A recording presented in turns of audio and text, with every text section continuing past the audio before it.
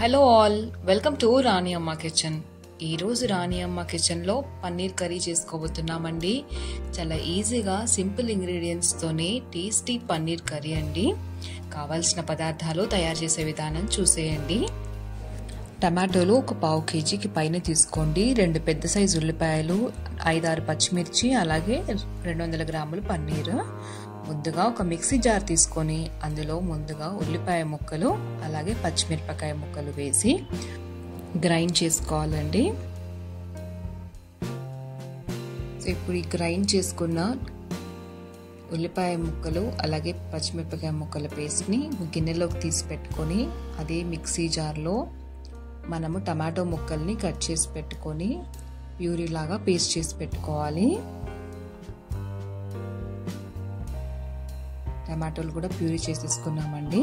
ఇప్పుడు స్టవ్ మీద ఒక గిన్నె పెట్టుకొని అందులో 4 టేబుల్ స్పూన్ల నూనె వేసి వేడెక్కనివ్వాలి. నూనె వేడెక్కాక 1 టీ స్పూన్ జీలకర్ర వేసుకోవాలి.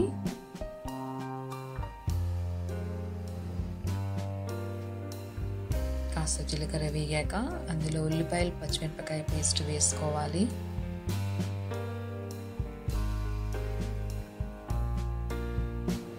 ఓసారి కలుపుకొని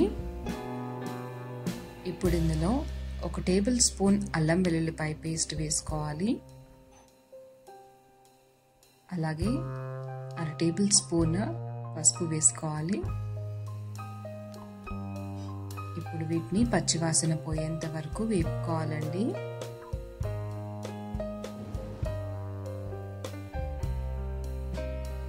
ఇప్పుడు ఇందులో గ్రైండ్ చేసి పెట్టుకున్న టమాటో పేస్ట్ వేసుకోవాలి.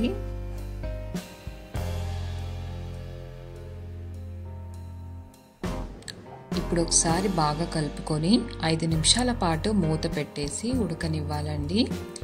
నూనె పైకి తేలేంత వరకు ఉడికించుకోవాలి. ఇప్పుడు చూసారా, నూనె పైకి వచ్చింది కదా. ఇప్పుడు ఇందులో మనకి ఎంతైతే గ్రేవీ కన్సిస్టెన్సీ కావాలో అన్ని నీళ్లు పోసుకోవాలి.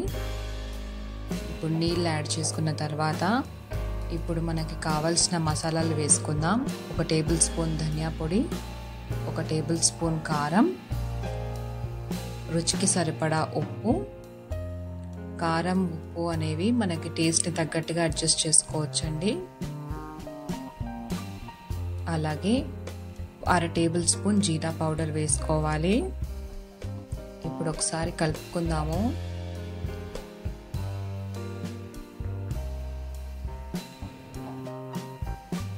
ఇప్పుడు ఇందులో ఒక 1/2 టీ స్పూన్ సోంపు పొడి యాడ్ చేసుకోవాలండి.